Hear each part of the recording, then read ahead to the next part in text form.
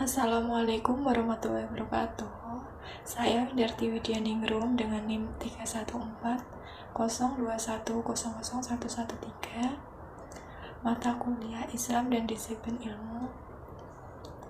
Di sini saya akan mempresentasikan mengenai transaksi jual beli dalam akad salam.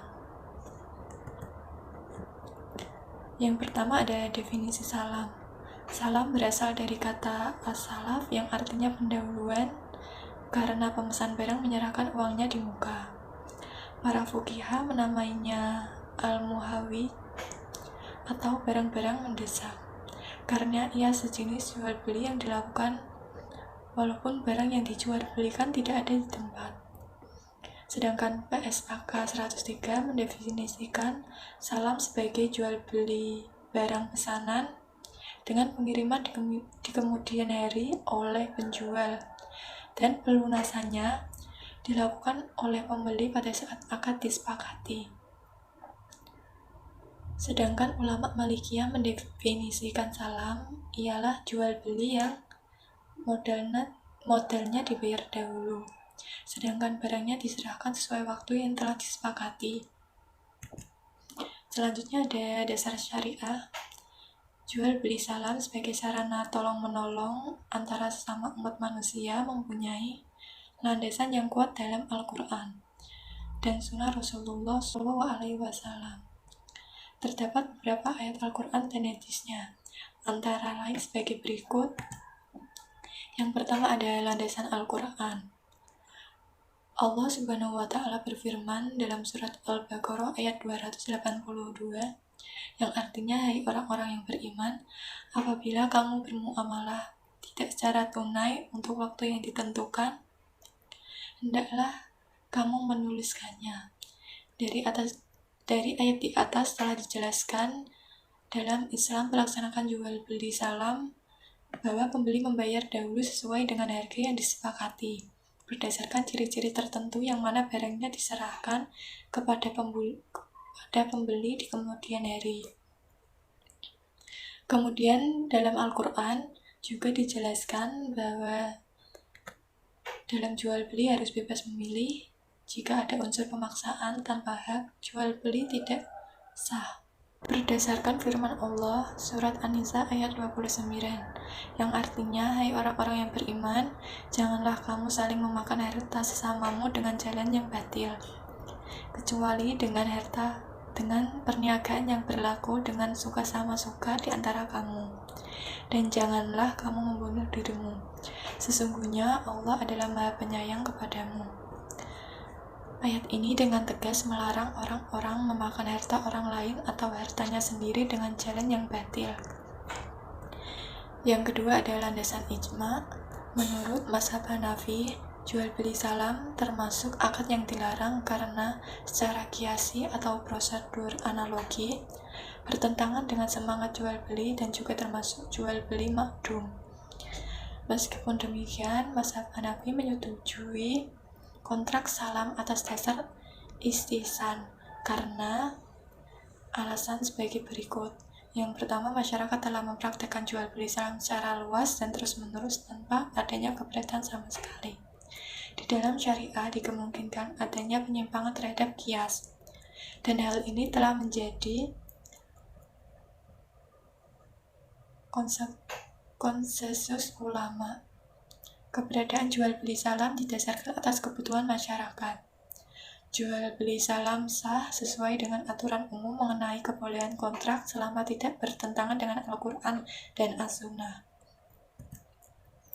Berikutnya, yang ketiga adalah landasan As-Sunnah.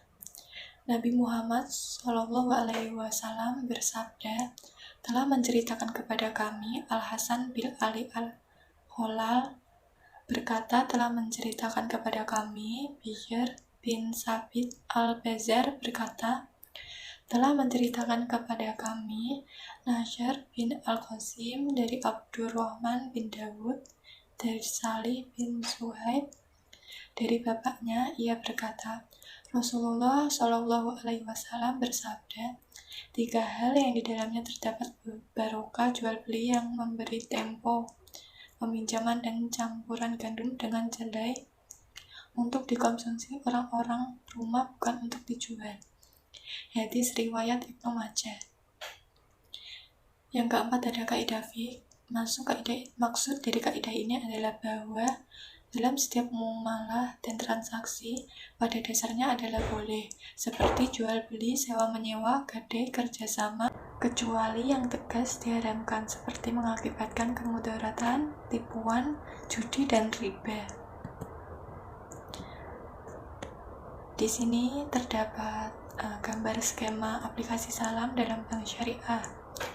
Koperasi Petani Mangga Harum Manis memerlukan bantuan dana untuk mensukseskan panen anggota-anggotanya tahun depan, terhitung dari sekarang.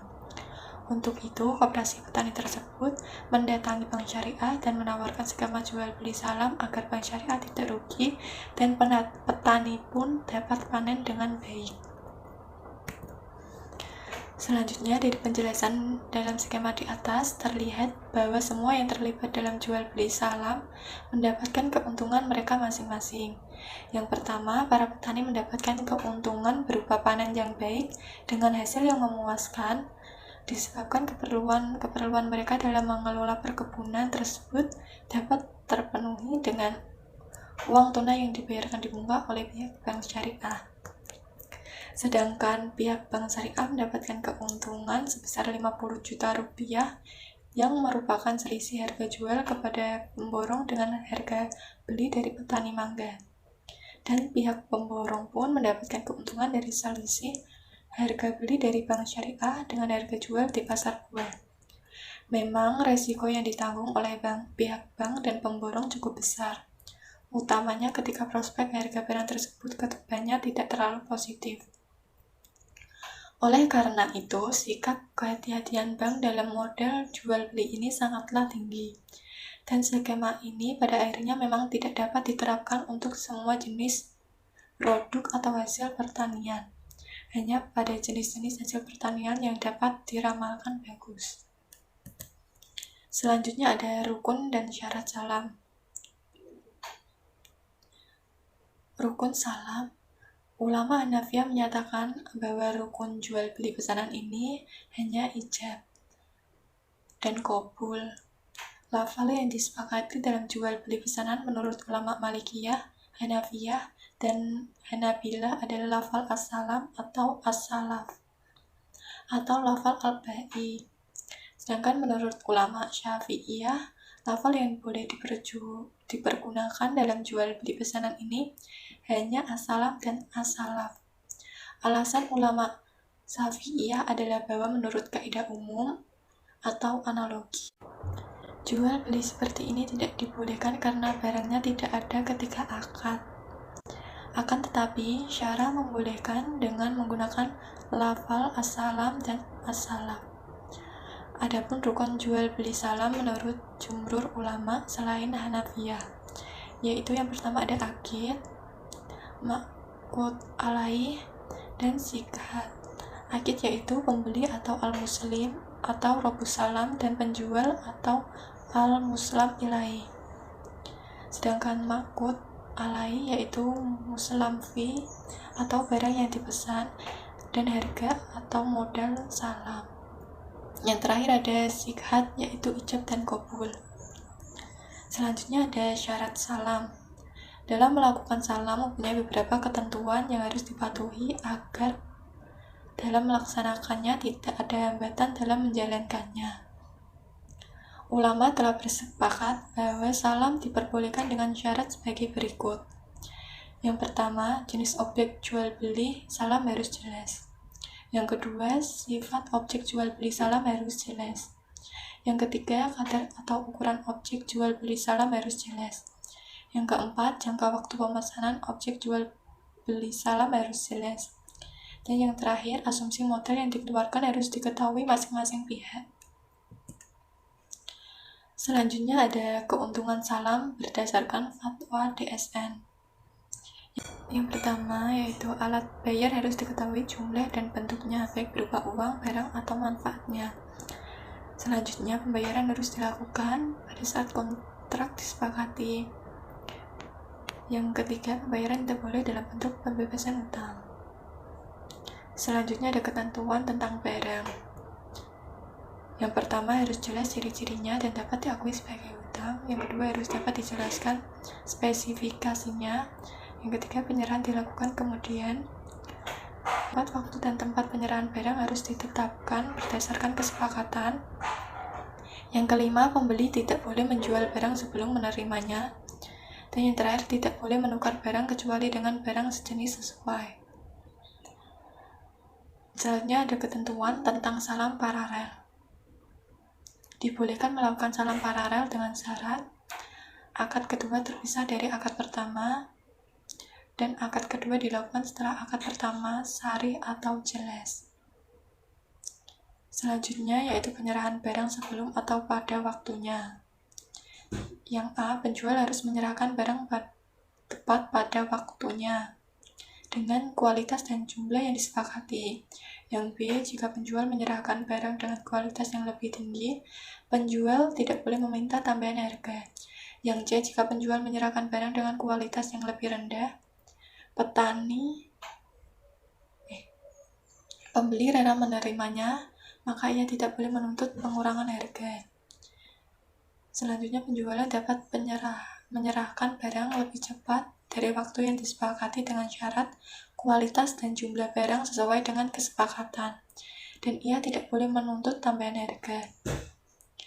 Yang terakhir, jika semua atau sebagian barang tidak tersedia pada waktu penyerahan atau kualitasnya lebih rendah, pembeli tidak menerimanya, maka ia memiliki dua pilihan. Yang pertama, membatalkan kontrak dan meminta uangnya kembali, dan yang kedua, menunggu sampai barangnya tersedia. Yang terakhir, pembatalan kontrak. Pada dasarnya, pembatalan salam boleh dilakukan selama tidak merugikan kedua belah pihak. Hal yang membatalkan kontrak yaitu barang yang dipesan tidak ada pada waktu yang ditentukan, barang yang dikirim cacat atau tidak sesuai dengan yang disepakati dalam akad, dan pembeli membatalkan.